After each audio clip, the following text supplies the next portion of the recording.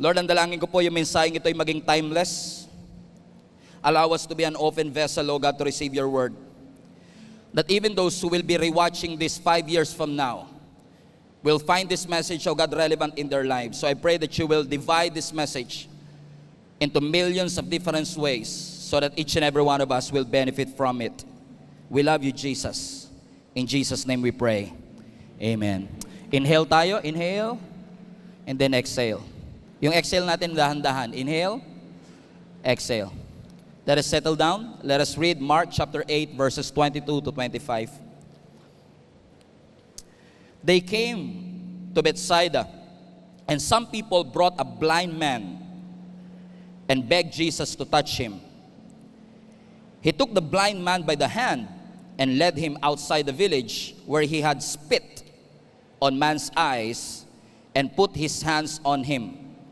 And Jesus asked, "Do you see anything?"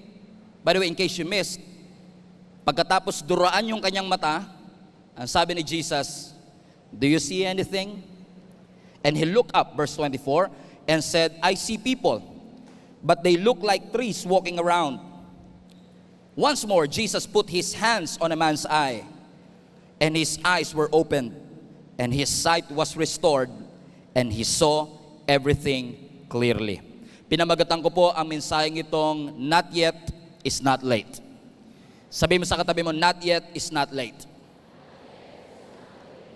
Ang ganda nung kinanta natin kanina, mga kapatid, that we should trust the Lord for He is trustworthy and He is faithful. Paulit-ulit na ho nating isinisigaw ang faithfulness ng ating Panginoon. Pero in case na miss po ninyo, kailangan nating matutunang magtiwala sa Panginoon, sapagkat ang pagtitiwala sa Panginoon ay importanteng key para sa ating spiritual development. Bakit ko sinabing kailangan nating matutong magtiwala sa timing ng Diyos, sa faithfulness ng Diyos, at sa provision ng Diyos? Kasi hindi nyo po mamamadali ang Diyos. You cannot make God hurry. Kahit natapos ka na po ng amen sa iyong panalangin, hindi porket nagmamadali ka, nagmamadali ang Panginoon. You cannot make God arrive when you want Him to arrive. You cannot rush the blessing quicker than it ought to be. But one thing is for sure, God is always on time. Sabi mo nga sa katabi mo, God is always on time. Sa panahon ng moderno, na mga teknolohiyang meron tayo, sa mga cellphone, iPad at iPad, o intermediate pad, iPad, yung iba sa inyo, mga alas 6 pa magigets yung joke ko.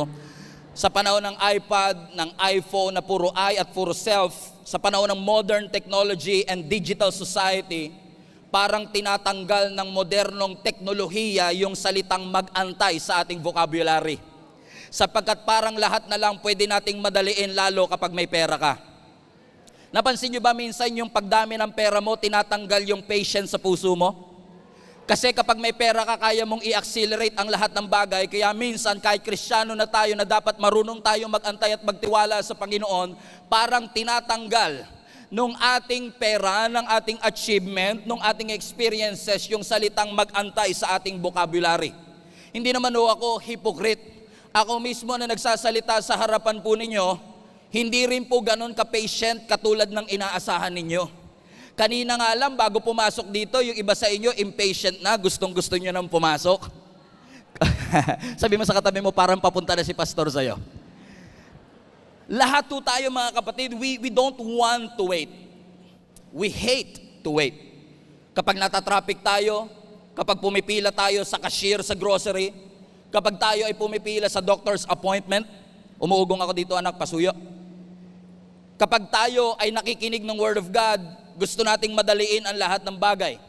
Marami sa atin, yung katabi mo, pangiti-ngiti lang, pero sinasabi niya sa kanyang isipan, nagtitiwala naman ako sa Diyos, pero ayoko lang talagang mag-antay. Gusto kasi natin yung easy-baked answered prayer, na kapag nanalangin tayo, gusto kagad natin may sagot ang ating Panginoon. And knowing who you are, and I'm sure, knowing your neighbor, o kilala mo ang iyong katabi, alam mo na impatient siya sa maraming bagay. Hirap siyang mag-antay. Kaya nga kahit illegal pa, may jowa siya. Joke lang. Kasi Marami sa atin na nagtatanong, kailangan ko ba talagang mag-antay pa ng tamang panahon para sa isang relationship? Kailangan ko pa ba talagang mag-antay ng right time para maninig ang Panginoon? Because I want to speed things up. I want to make my life faster and easier. Pero maraming salamat sa Panginoon na kahit na hindi tayo marunong magantay, sa pamamagitan ng sovereignty ng ating Panginoon, tinuturuan niya tayo through our circumstances to trust in God and to trust in His timing. Sige, huwag niyo akong pansinin, okay lang sa akin. Pero naniniwala ko, yung katabi mo, kailangang matutong mag-antay. Kasi maraming mga parte ng buhay niya ang minabadali niya. Kala niya ang relationship parang pansit canton na instant. Kala niya ang relationship parang instant coffee. But let me tell you this, mga kapatid. Ang Diyos may itinuturo sa atin every time na inaalaw niya na mag-antay tayo sa mga blessing na ating ipinapanalangin. In fact, walking with God and walking with the Lord demands that we learn how to wait. Because the Bible is very clear to us in Ecclesiastes chapter 3 that there is always an appointed time for everything on earth. Pag sinabi mong appointed time, hindi ito oras na pinili mo. Ito yung oras na pinili ng Diyos. There is an appointed time, hindi mo pinili, pero pinili ng Diyos kasi may bagay siyang nakikita na hindi mo nakikita. May bagay na alam ang Diyos na hindi mo alam. Ang ganda ng storya natin, mga kapatid, sa binasa nating text, kung saan ang sabi ng scripture, may isang lalaki na bulag. In fact, many scholars are saying he was blind since birth. Na sabi ng verse 22, nung ang ating Panginoong Yesus ay pumunta sa Bethsaida, may mga tao na nagdala ng bulag na lalaki, watch this, and he begged Jesus to touch him. Everybody say beggar. He was begging for healing. He was not begging for money. At marami sa atin, Pastor, hindi ako makarelate kasi hindi naman po ako pulube. I'm not begging for money. And yes, maaring milyon-milyon ang laman ng bank account mo. But at some point, many of us are begging for something to the Lord. Kapag depressed ka, you are begging for peace. Kapag may sakit ka, you are begging for healing. And this guy who has been blind since birth is actually begging not just for restoration, but a miracle from the Lord. He was waiting, he was longing, and he was hoping for a miracle. Nasasaktan siya, may sakit siya, but yung kanyang hope nung makita niya si Jesus Christ ay muling nabuhay. Everybody say blind. He was blind since birth. And look at me, look at the screen. He was not asking for something that he had before.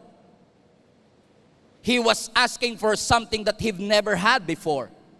Hindi naman siya nakakakita before. So ang pinapanalangin niya sa Panginoon, Lord, I want to experience sight for the very first time. Iba ito sa miracle kung saan yung babaeng dinudugo for 12 years. Remember that story? Kasi kung dinudugo siya for 12 years, ibig sabihin, naranasan niya yung walang dugo. And now he was asking God for healing. Naalala niyo mga kapatid, yung lame man na 38 years na nasa gilid ng Bethesda, John chapter 5, nasabi na scripture, he was lame for 38 years. And according to Bible scholars, this guy was about 40 plus years old. So kung 40 plus years old na siya, 38 years siyang crippled, ibig sabihin naranasan niyang lumakad sa kanyang buhay. And then nung dumating ang ating Panginoon, sabi niya, Lord, I want to walk again. Kilala niyo si Lazarus, right? Si Lazarus, nung namatay siya, kaya nga siya namatay kasi buhay siya before. Duh. At nung namatay si Lazarus, 4 days after his death, ang sabi ng scripture, binuhay siya ng Panginoon. Yung babaeng dinudugo for 12 years, binalik ang kanyang health. Yung lalaking lame, binalik ang kanyang paglakad. Si Lazarus, binalik ang kanyang buhay. Pero itong bulag na to, walang maibabalik sa kanya kasi never niya pang naranasan ang makakita sa kanyang buhay. Am I making sense, mga kapatid? But let me tell you this, kahit never pa siyang nakakita, and he is asking God to give him something that he've never had, let me give you a wonderful news. God is able to give you something that you never had before. He is not just a God of restoration. He is not just a God of healing. He is a God of something new. Hindi lang nire-renovate ng Lord ang nakaraan mo. Hindi lang niya nire-recycle ang past victory mo. May bagong victory na inilaan ng Panginoon sa iyo. May bagong breakthrough na inilaan ng Panginoon sa bawat isa sa inyo. Everybody say bago. Put that in the chat. Something new. Yes, God is a God of restoration, but God is a God of new things. And by the way, speaking of new things, speaking of unorthodox ways, pasensya nyo, kilala nyo naman yung pastor nyo, bulol talaga ever since. Pero speaking of unorthodox way of miracle, Jesus did something that many of us never seen before. Ang sabi ng scripture, mga kapatid, sa verse 23, yung bulag na ito, na hindi nakakakita, look at the screen, he took the blind man by the hand and led him outside the village. Highlight this part. When he had spit. Ang ganda pakinggan sa English, no? Pero sa Tagalog, dinuraan. Bulag ka na nga, dinuraan ka pa. Grabe naman yung trahedya ng lalaking ito sa kanyang buhay. Jesus spit, unorthodox. Alam niyo, sometimes, iba talaga si Lord, no? Before pandemic, ang orthodox way of evangelism, bring the people to the doors of your church. But God did something to our church 4 years ago, na hindi na kailangan pumasok sa pintuan ng church natin para maging pamilya ng ating simbahan. In fact, maraming nandito ngayon, lumipad pa, nagbiyahe pa ng maraming oras. You consider this church to be your church, pero never pa kayo nakaapak sa pintuan ng ating simbahan. But God changed something in your life. God did something miraculous in your life. And what God did for our church for the past 4 years have been astronomical and unorthodox. Kasi may mga tao tayong naaabot from different parts of the globe. Let me know in the comment section. We have literally millions of people. And this year we have reached 15 million people worldwide by the grace of God, because He is doing something new to our lives. Na sabi ng scripture, itong bulag na ito, nung dinuraan ng ating Panginoon sa kanyang mata, tinanong siya ng Panginoon, may nakikita ka ba? Sino sa inyo naniniwala, mga kapatid, hindi na kailangan ni Lord ng props para makagawa ng isang milagro? Kasi ginawa niya na nga kay Bartimaeus before. Bulag din naman yun, pero nakakita kahit walang dura. Pero minsan, spit happens. Sabi mo nga sa katabi mo, sometimes, spit happens. Put that in the comment section. Parang iba tunog ah. Sometimes, spit happens. Mga unorthodox way of God bringing the miracle to our lives. Na hindi natin inaasahan, parang nakakadiri, pero sometimes you have to endure the mess for you to experience the miracle. Lalo na yung Global Fam natin, baka naglalunch sa mga oras na ito. Sabi niyo, Pastor, nakakadiri naman yan. Pero alam niyo, sa perspective ko, it is a miracle, it is fascinating. You know why? Because just imagine this. Kung dinuraan ka, nasa iyo yung saliva, ibig sabihin, nasa iyo yung DNA ng Creator ng heavens and the earth. Pero nakakadiri pa din. It's gross. Nakakadiri. It's messy. But your mess is a potential for miracle. In fact, sometimes, God does His biggest miracle in our mess. That sometimes, spit happens. Naalala ko many years ago, nung sisimula pa lang ako magpastor sa simbahang ito, I'm not trying to make this message about me, but let me tell you a story. Nung nagsisimula po ako noong 2013 na magpastor ng church na ito, pag nag-i-invite ako ng mga kapamilya, ayaw nilang pumunta kasi sa Caloocan daw maraming snatcher. Dito daw sa Kamanaba, laging binabaha. Takbuhan daw ito ng mga snatcher. Tapos yung pastor nyo pa bulol, hindi makapagsalita ng diretso. Pero sino bang mag-aakala na gagamitin ng Panginoon yung bulol na pastor, yung isang lugar na laging binabaha, yung lugar na takbuhan ng mga snatcher, to make an impact to millions of people all around the world? Because sometimes, God will use the mess, God will use the bad news to bring the miracle to each and every one of us. I have never imagined that God is going to use this platform to reach millions of people worldwide. I have never imagined na dadali ng Panginoon ang simbahan. By the way, noong 2013 na magsimula ako maging pastor, malaki na ang GIA Kamanaba. O monumento pa noong time na yon. We have literally hundreds of people, and at that time, 100 people is already big. Pero sino ba mag-aakala na kaya pa palang i-level up ng Panginoon yung inaakala mong malaki na? Kaya don't settle for less. Because God is able to do immeasurably above and beyond what you could think or imagine. Minsan, it's your mind that makes you small. Minsan yung thinking natin, yung pangarap natin ang nagpapaliit sa kakayanan ng ating Panginoon. Pero sino ba mag-aakala that God will use yung simbahan with 100 members to now literally tens of thousands of members all across the world? Never kong na-imagine that I am going to serve alongside with the most passionate and gifted people in our church. Shout out sa lahat ng mga leaders ng Gia Kamanaba. Mabuhay po kayo. I love you. I honor you. You know how much I love you.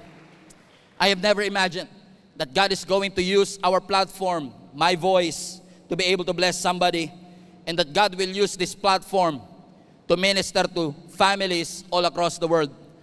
Kaya wag mong limitahan ang Diyos. Wag ka magsasabi ng never pag para sa Diyos.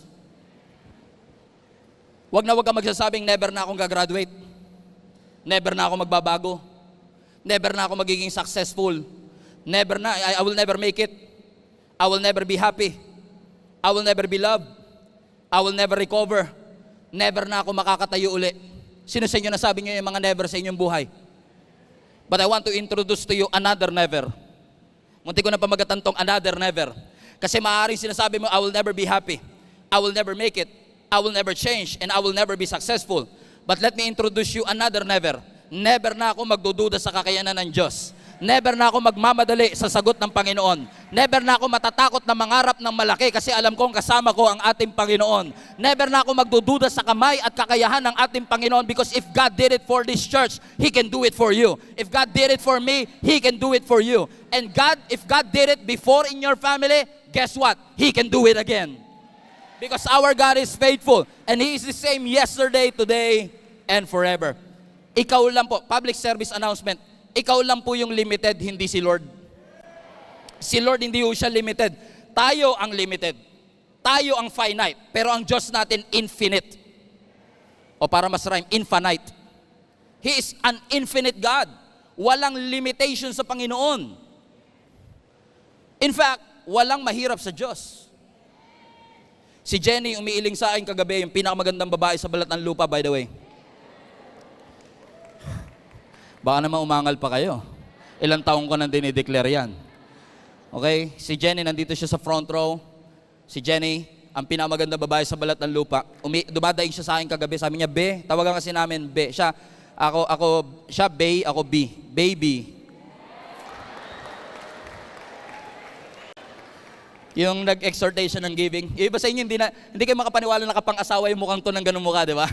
Pero ganun si Lord. Limited to, pero unlimited si Lord.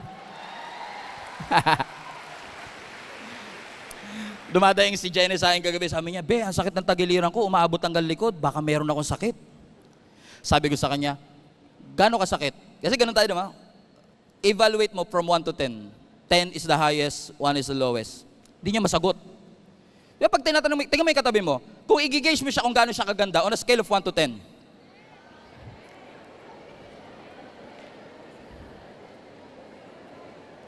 Negative, bro? Wag naman negative. Grabe ka naman. Sobra ka naman. Grabe, negative. Nasa church tayo. Bawal nga magsinungaling, pastor, kasi nasa church eh. Di ba tayo, nire-range natin, 7. May degree of difficulty. May degree ng sakit. Pero alam niyo sa Diyos, walang degree ng difficulty. Hindi sasabihin ng Lord, yung prayer mo medyo mahirap ha.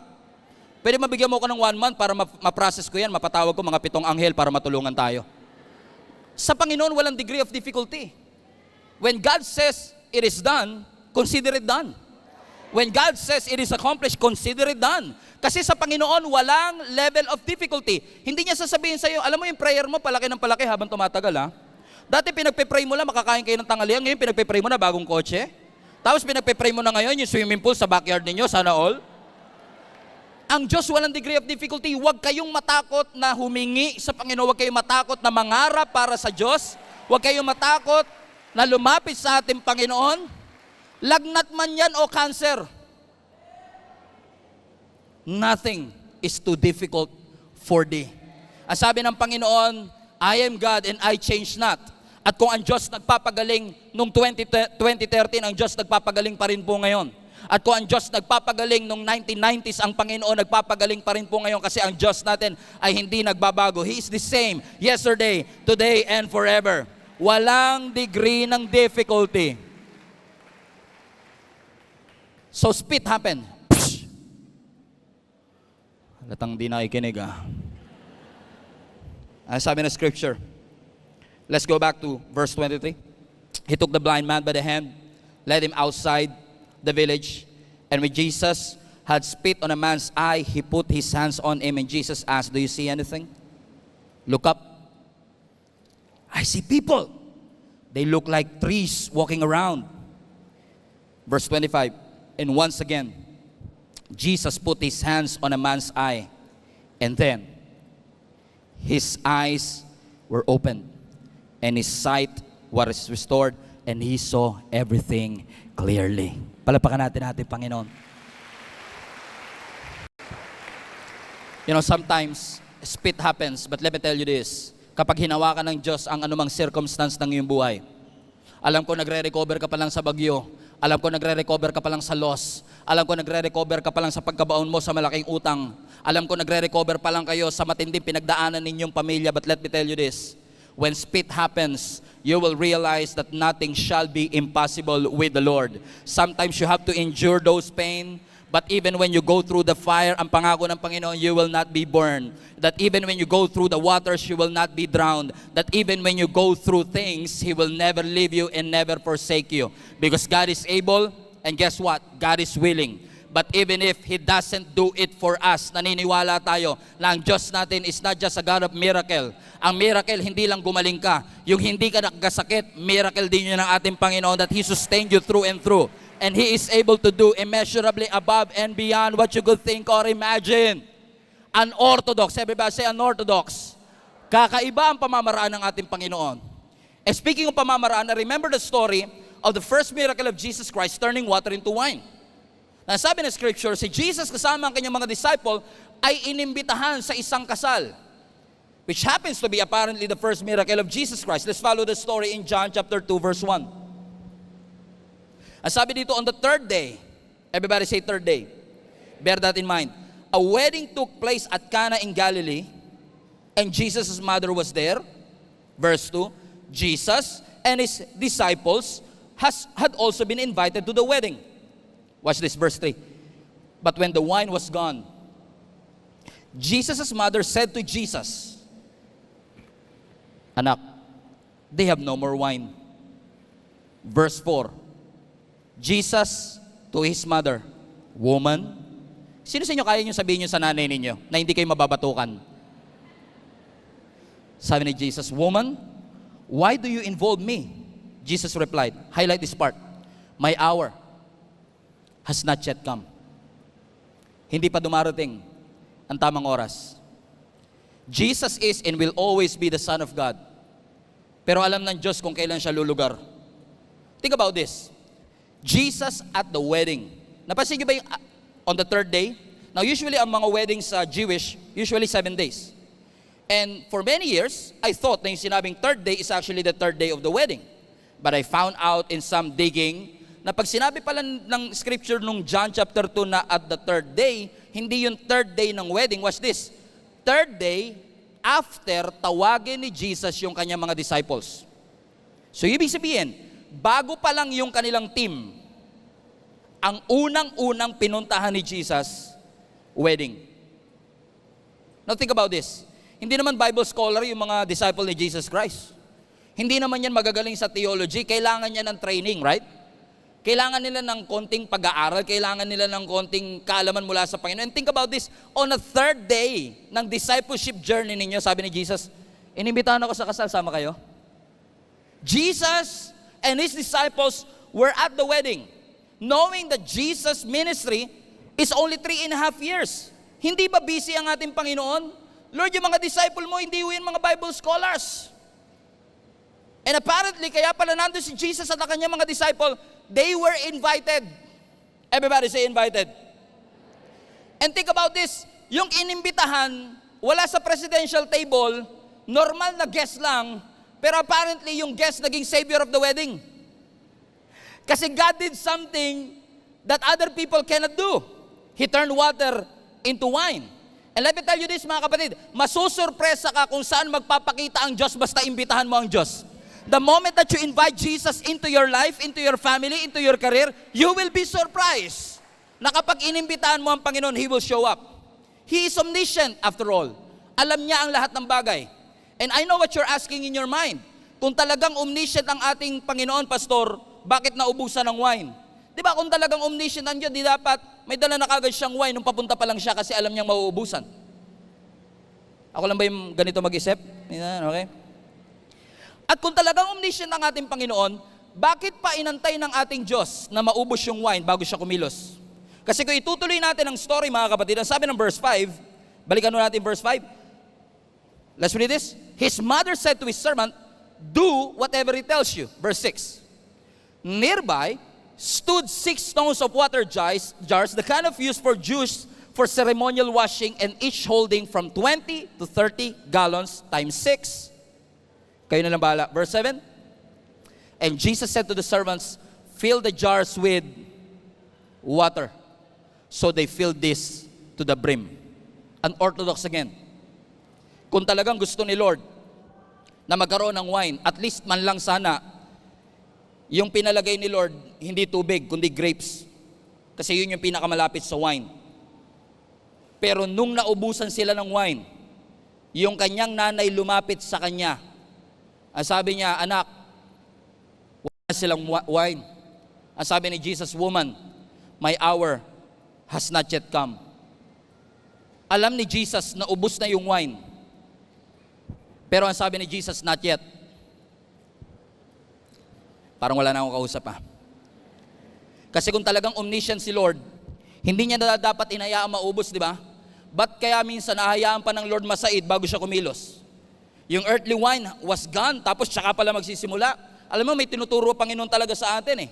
Bakit si Abraham kailangan 100 years old pa siya bago manganak si Sarah kay Isaac?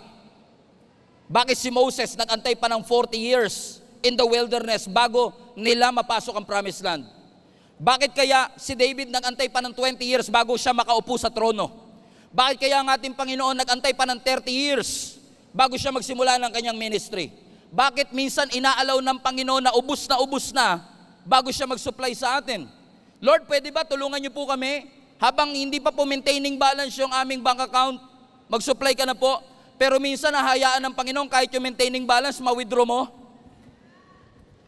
Bago mag-supply ang ating Panginoon, pero alam niyo, tinuturo ng Panginoon sa atin, hindi porket ubus na, tapos na. Hindi porket ubus na. Sabi mo sa katabi mo, at least 3 people, put that in the chat, hindi porket ubus na, tapos na. Hindi porket ubus na ang energy, tapos na ang Diyos. Hindi porket ubus na ang creativity, tapos na ang Panginoon. Hindi porket ubus na ang sagot, tapos na ang Panginoon. Hindi porket ubus na ang oras, tapos na. Hindi porket 33 ka na, tapos na ang Panginoon. May ipapadala si Lord na para sa'yo. Hindi porket 40 years old ka na, tapos na ang ating Panginoon. Si Abraham, hula ko lang to siguro naman, hindi naman sinabi ni Abraham, di ba yung mga couple ngayon sabihin, pag nagpakasal kami, mag-aantay lang kami mga 3 years bago kami mag-anak. Di ba? May mga ganun tayo. Sigurado ako si Abraham, never niya sinabi, antayin ko lang maging 100 ako bago lumabas si Isaac. He never planned it after all. Hindi plinano ni Moses na mag-antay ng 40 years bago sila makapasok ng wilderness. Hindi inantay ng lame man na abutin siya ng 38 years. Hindi inantay ng taong ito na tumanda na siya bago siya makakita. Pero hindi porket ubus na ang pagkakataon, ubus na ang resources, ay tapos na rin ang ating Panginoon. He is always on time. Hindi porket delay, denied. Hindi porket not yet, ay nag-no na ang Panginoon. Hindi porket later ang sinabi ng Lord, ang sabi na lang Lord, no. Hindi porket sinabi ng Lord na not now, hindi niya sinasabing no way. Disappointment is not a dead end. Not yet is not late.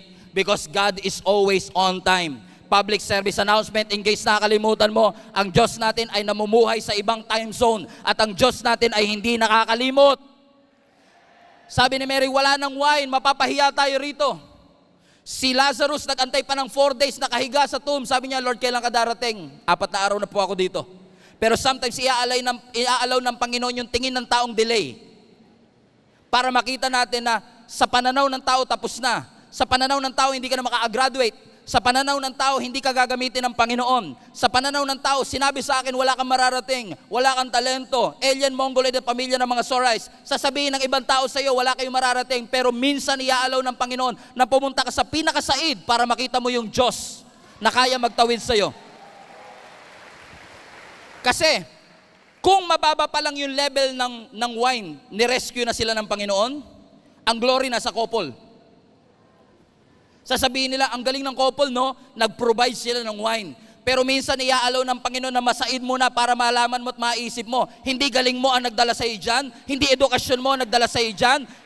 Hindi sarili mong galing. Hindi sarili mong talent ang nagdala sa iyo dyan. And I've been asked many times, Pastor, paano ka naging pastor? Ang lagi ko lang po sinasabi sa akin sarili, alam nyo, every time na nagsisink in sa akin, how big our church is right now, it humbles me. Alam niyo kung bakit? I don't know what to do. And every time you don't know what to do, you will always look to Jesus, the author and the finisher of your faith. Because hindi porket nagpapanik ang Diyos, at hindi porket hindi alam ng Panginoon. Duh. Everybody say, God is always on time. And I know what you're thinking. Marami sa inyo nagsasabi, Pastor, bakit ganun? Kung kailangan ko ang Panginoon, ba't hindi siya kagad tumugon? Di ba si Martha, ganoon din ang kanya sinasabi? Lord, kung nandito ka lang, nung may sakit pa lang si Lazarus na kapatid ko, hindi siya dapat namatay.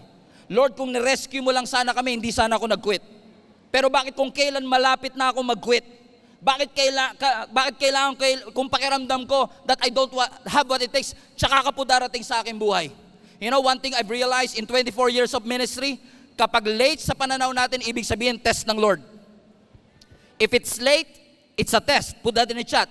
Kapag late sa pananaw natin, ibig sabihin, tinetesting tayo ng Panginoon. Bakit? Waiting on God is not a wasted time.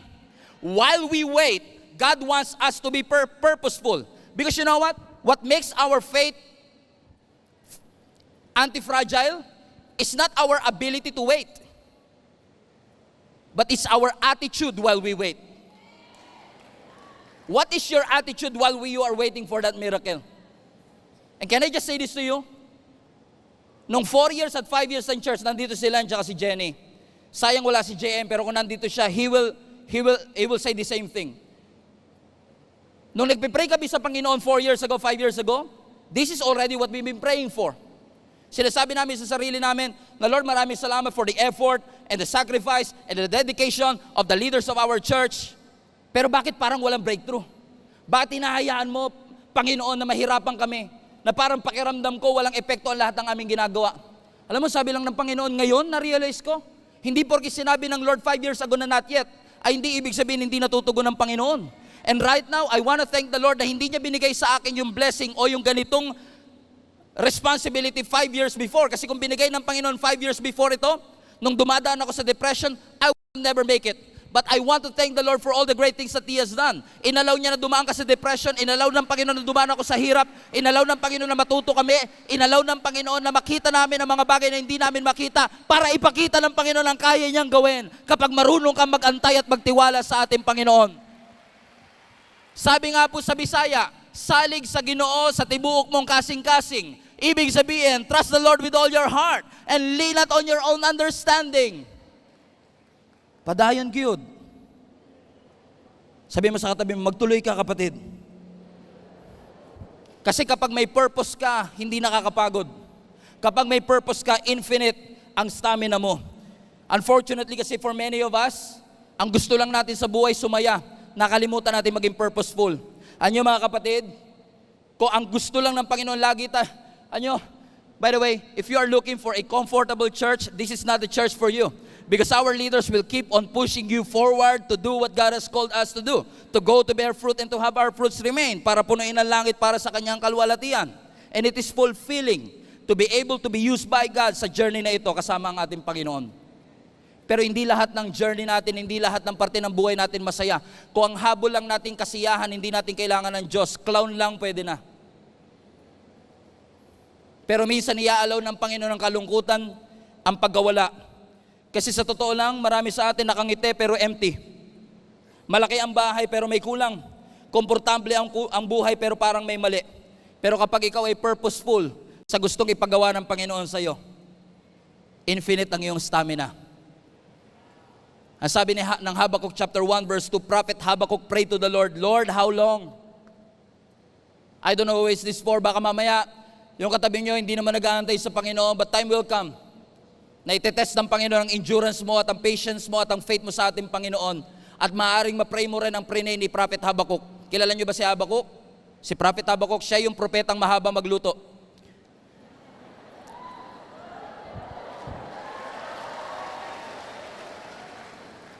Sana mag-guess nyo na yan sa December 2024.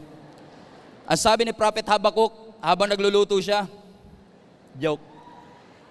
Sabi niya, how long, Lord? Yung iba ngayon lalagets. Sabi ko sa inyo, yung joke ko, pang matalino talaga, minsan late mo na magigets. At least it's not too late. Yung katabi mo, ano yun? Hanggang ngayon, di ba? Huwag mo sabihin, hayaan mo yung mag-gets niya. Para mamaya, habang kumakain siya ng dinner, yun pala yun, tsaka siya tatawa, ganon. Prophet Habakkuk has burden for his people. In-announce niya yung coming judgment for his nation. Nakita niya sa vision niya yung violence. Nakita niya sa vision niya yung injustice. Kaya sinasabi niya sa Panginoon, Lord, gaano katagal? Hindi ko na po masikmura yung hirap na pinagdadaanan ng aking mga kababayan. And I can sense the desperation in his statements. And despite the prayers that he made, listen to me, despite the prayers that he made, may violence, may injustice, meron pa ring unrighteousness, wrongdoings are everywhere. Parang naubos na at napatid na ang litid ni Habakkuk. Kakapanalangin sa Panginoon, parang hindi tumutugon ng Lord. And I believe this is the same story for some of us, na sinasabi mo sa Panginoon, Lord, please do something. Lord, please act like God.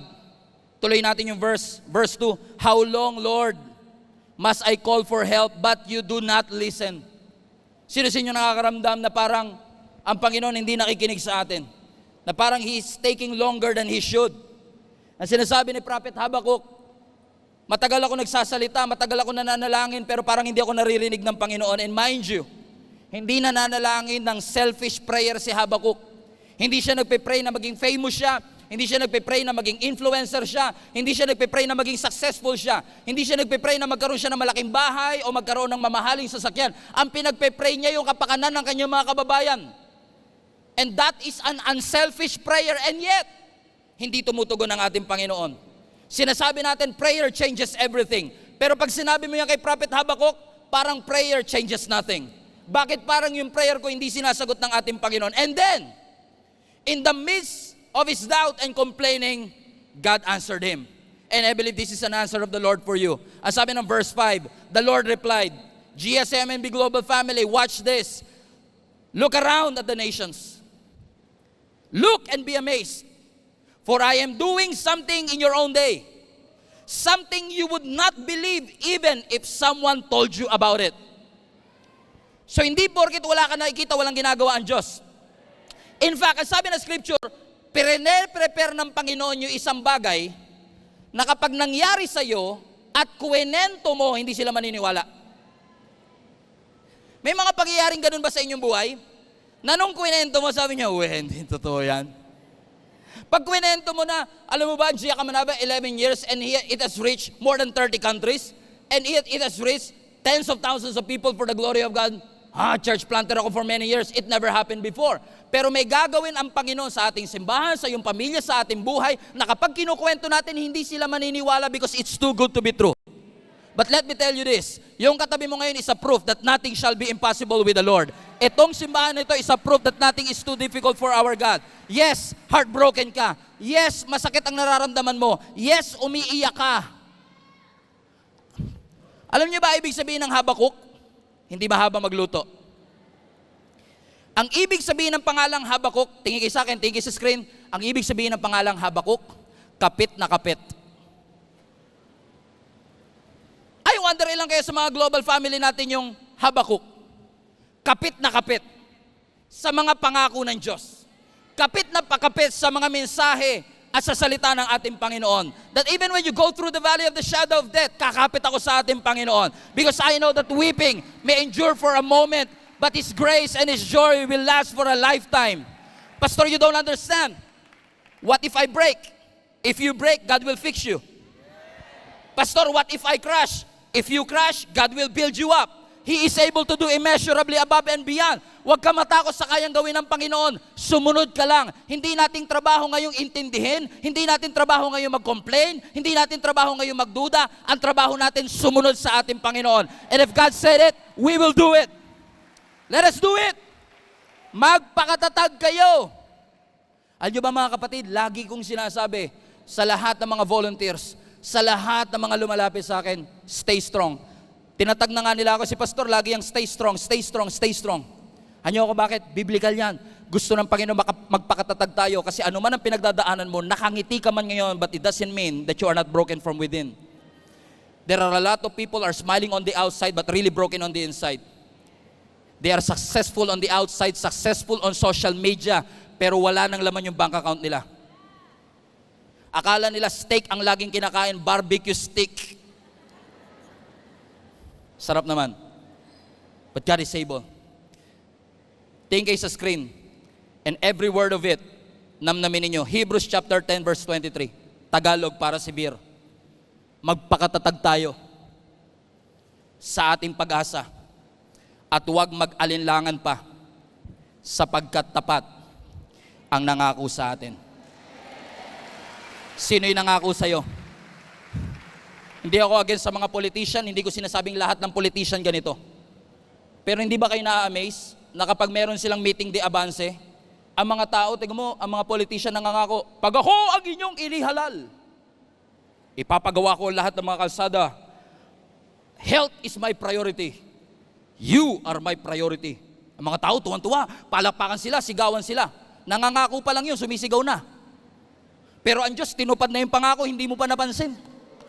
Tinupad na ng Panginoon. Walang guarantee na gagawin nila yung kanilang mga ipinangako, pero ang Diyos may guarantee na kapag ipinangako ng Panginoon sa iyo.